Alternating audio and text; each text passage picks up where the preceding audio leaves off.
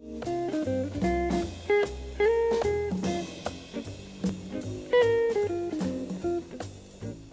welcome to the Senate Doctor Show. I'm John Barrasso, an orthopedic surgeon, also a U.S. Senator from Wyoming, joined here by Tom Senator Coburn and from Dr. Oklahoma. Tom Coburn. It's great to be with you. You know, we've had great response to this Doctor Show at the Senate. I agree.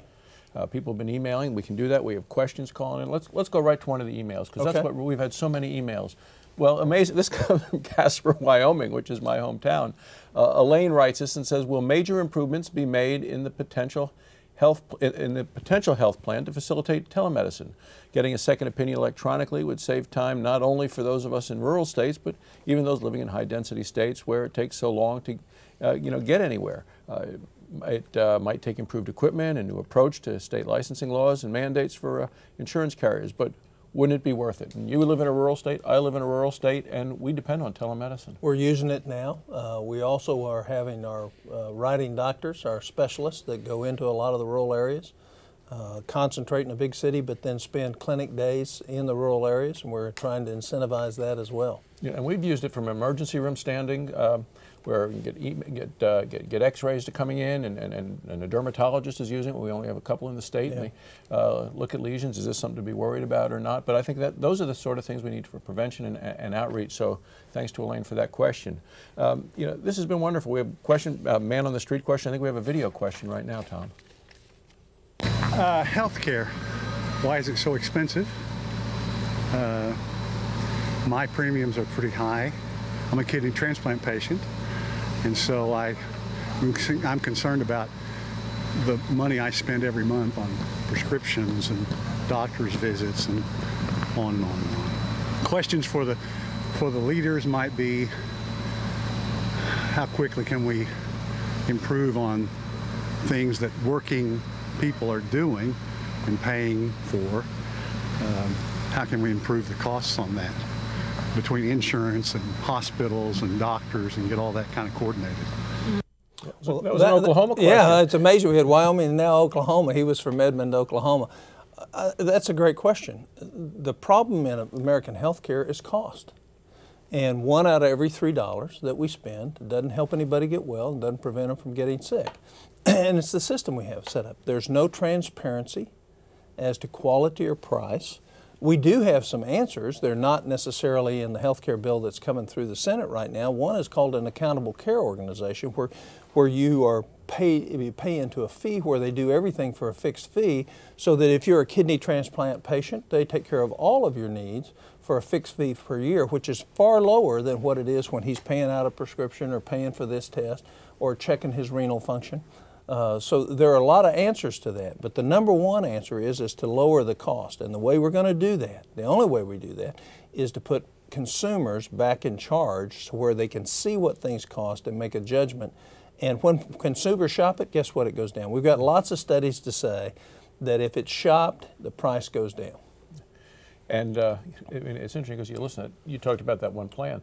That's something people would know ahead of time before the year starts. Absolutely. What they're going to pay, so they can make a decision if that sounds good. And we, in several of the Republican bills that we have, we allow that. We actually encourage an accountable care organizations.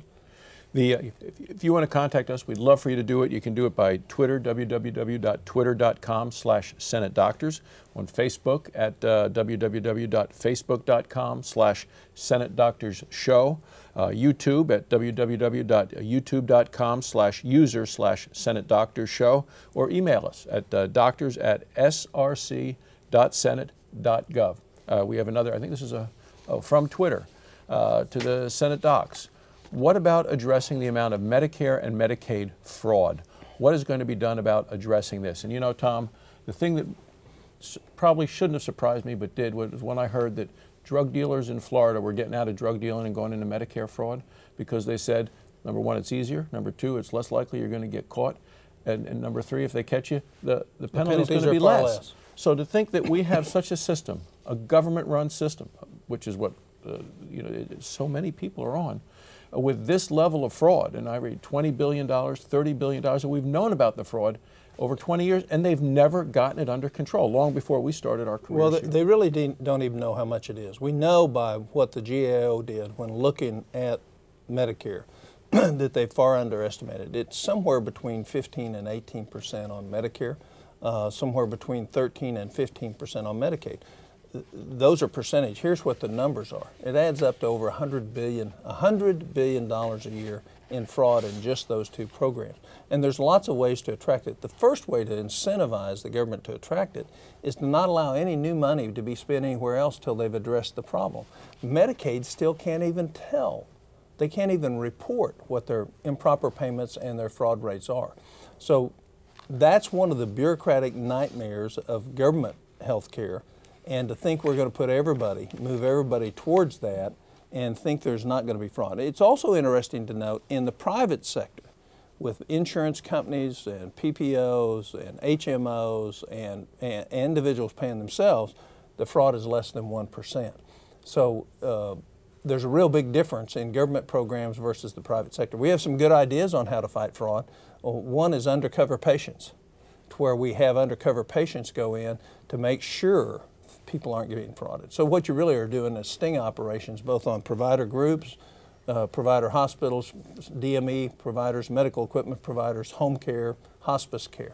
Well, that's the wheelchairs that were ordered by doctors who've been dead for 5 or 10 years because they just have that doctor's number and name, and some of these fraudulent companies, these aren't really healthcare providers. These are we actually have one wheelchair in Florida that was never delivered. The same serial number was billed to Medicare for a total of $5 million for one wheelchair.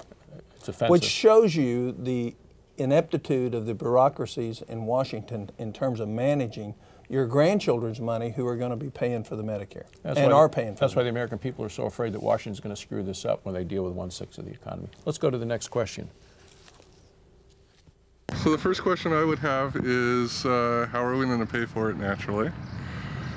And I would like to know how we make sure to cover the people who need it most without them having to pay exorbitant amounts that they obviously can't pay right now and they don't have to pay.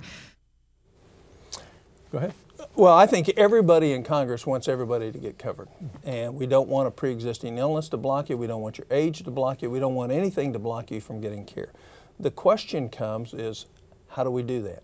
Do we do that by building another government bureaucracy with very expensive costs, or we do that by treating everybody fairly under the tax code? Of whether we give the same exemption to somebody who's poor as somebody who is wealthy. And right now it's very unfair treatment. It's $2,700 if you make over $60,000 a year, and it's $102 if you make around $20,000 a year. So there's a big disparity. The other thing is, how do we pay for it? We shouldn't have to pay any more money. What we should be able to do is to get more value out of the health care that we're getting today. It's 1/6 of our economy. It's twice what any other economy in the world pays for. So the question ought to be is, why should we increase the cost to fix it? We shouldn't. We should actually be cutting the cost to fix it, and we can do that, especially remembering that 33 cents out of every dollar doesn't help anybody. So changing the mechanism, creating transparency, creating true purchasing, economic purchasing decisions for your health care that's left to you and your doctor, not to a bureaucrat in Washington, not to a state bureaucrat, but to you, not to an insurance company, but to you. And then have transparency in terms of what it costs, having some slight connection with your pocket. But the goal for the Republican plans is to cover everybody, to make sure nobody ever goes bankrupt, nobody ever loses their home over health care, but not raise taxes on the American people to do that. We can't afford it. We're tapped out as a nation. We cannot afford to do it. The bill that just passed the committee today is $1.6 trillion over the next 7 years, and then $3 trillion over the next 10 years. And the question people should ask is, how much lower standard of living do you want your kids to have for us to be able to do this? Because it's going to come in the form of increased taxes for them. Well, that's my big concern. This thing costs too much, taxes too much. You know, the president promised that we wouldn't raise taxes, it would be paid for, and they're looking at an extra $1 trillion, and I'm very concerned about that. Well, an extra $1.5 trillion, and that's just for 7 years. And it doesn't cover enough people. It forces people that already have insurance off of their plan, possibly onto a government-run plan, and that's what it looks like. Actually, we ought to go through that. President Obama said he wanted to control costs. This raises costs by $4.5 trillion over the next 20 years. He said you would never lose the plan if you got one you like. At least 36 million Americans. Lewin Group says 121 million Americans will lose the coverage that they had today. He said we would lower the costs, which we won't, and that there nobody would be between you and your doctor. Well, in fact, the Comparative Effectiveness Council will decide what you can get from your doctor ultimately. And so all three of the components, the main components of what President Obama said he wants, is not in the bill that's going through the Senate today. We have an email that came in from Colorado Springs. Irene writes, I just read on Town Hall that the Senate is putting big pork items in this bill. This shouldn't have anything else put into it other than health care, and will be plenty expensive without giving more money to non-essentials. I'm so sick and tired of our elected officials putting these unnecessary expenses into every bill they vote on, and unfortunately, we the taxpayers end up paying for it. We can't afford this kind of foolishness, especially considering the $1.6 trillion plus expense and the near $10 trillion debt this administration is putting us in. When does it all stop? And you know, when I read this bill, the money that is forced in there, and we're talking about things for jungle gyms, for streets and payments, and for lighting. I mean, they say, well, people can go walk on those things and use it for exercise. But that, to me, that is the wrong approach. I want individual incentives for individual people to take responsibility for their own lives, and prevention is a key part of this, but not just giving monies to cities. Well, what the American people should know, in this bill that the Senate just passed out of committee, is $10 billion a year forever earmarked to one appropriation committee for them to do with what they want, supposedly for prevention. That's the kind of process that causes people to lose confidence in this place. And I don't know when it's going to stop. I think it's going to stop when you change the people that are here that have built a lifestyle of making their definition of representative government how they dole out money rather than making decisions on the best long-term interest for our country as a whole. But it's very concerning, that one segment, because that's $10 billion a year, not just this year, not 10 years from now, forever. And you know, in that little group of things you listed, like sidewalks and biking trails and jungle gyms, is grocery stores. The Senate's going into the grocery store business as well. Amazing. If you'd like to contact us, we would love to hear from you. You can do it on Twitter, www.twitter.com/SenateDoctors, Facebook at www.facebook.com/SenateDoctorsShow, YouTube, www.youtube.com/user/SenateDoctorsShow, or email us, doctors@src.senate.gov. I think we have a video question coming in now, Tom. My question is, how are we going to pay for this and not completely devalue the currency? That's what the high school kids ask me, Tom, when I go out and visit around the state of Wyoming, and they say, who's going to pay for this? How are we going to do it? And they realize you need to try to borrow money from China to pay for this thing, raise taxes, or make our dollar worth less money with inflation. And I think that's a big concern of a lot of young people. Well, I think you put it, that's true, exactly what you said, John. But what we need to do is put it in terms that people can really understand. What it means is our children, my children, and my grandchildren are going to have a far lower standard of living because we're going to take so much money and put it through the government that it's not going to be productive. And so we're going to have less money for creation of new jobs, less money for individual freedoms to exercise judgment in terms of investments, that in fact we're going to bump up to a ceiling and our historical growth rate will go out of the window and our economy won't grow. And when it does grow, it'll grow at a much lower rate that will ultimately affect the standard of living of our kids and grandkids. I talk about it as the cost of a college education is super expensive today. We keep doing what we're doing today, and you add this $4.6 trillion over the next 20 years onto that, a lot of our kids will never be able to afford a college education. And I'm not just worried about the kids, I'm worried about grandmom too, because when they talk about paying for this by cutting out of Medicare, $500 billion out of Medicare, when people on Medicare are already having problems finding a physician, finding someone to take care of them, to say we're going to cut $500 billion off of Medicare, that's going to affect a lot of our seniors as well, and to pay for people that don't have insurance. And to me, this bill that passed out of the Senate committee along party line votes and the HELP committee really doesn't get to the root of the problem, which is helping keep costs down. You keep costs down by creating transparency, by giving the judgment tied with an economic means to the individual. That's why health insurance needs to be yours. It needs to, you need to own it. It needs to be your product. And also it creates an incentive for an insurance company to want to keep you healthy. If they think they've got you, the average health insurance company today, even employer included, the average time you're insured by them is 4.5 years. If they think they've got you for 25 years, they're going to invest. And we know from Safeway, Safeway has done remarkable things in terms of decreasing the cost of chronic disease and preventing chronic disease.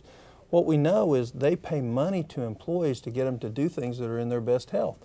Well, there's no option for that in any of this bill. There's no creativity on how do we change the outcome. 5 diseases consume 75% of all healthcare dollars today. They're all preventable.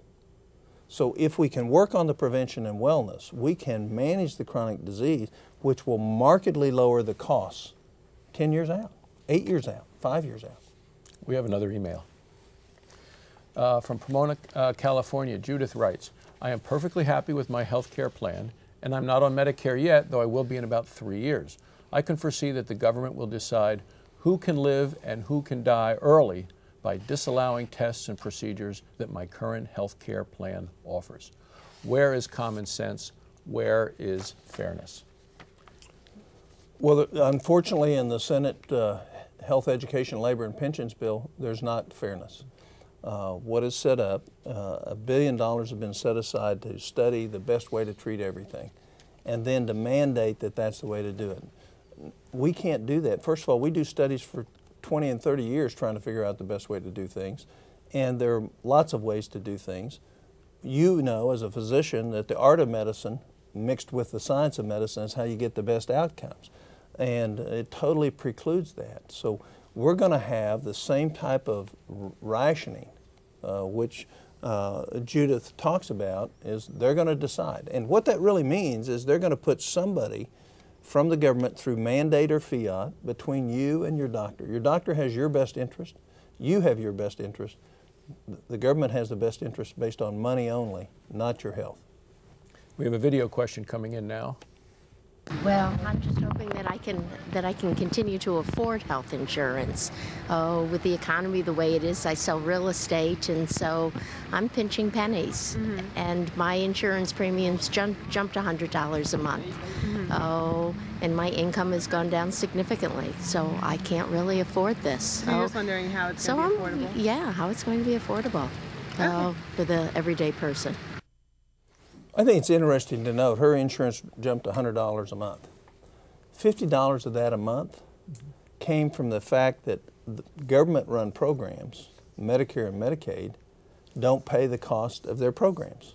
So she's experiencing cost shifting from Medicare, from Medicaid, from SCHIP, that because the government doesn't pay the cost, the providers, whether it be a hospital or a clinic or a physician, is shifting that cost to the private sector, and so therefore she's picking up an extra $50 a month in cost. So really, the Medicare tax on her payroll and her income tax, she actually has this third tax, which is, on average, it's $1,800 per year on a single person, or $2,800 per year on a family, that's shifted to them because the government doesn't pay the cost of what it really takes to care for people under Medicare and Medicaid.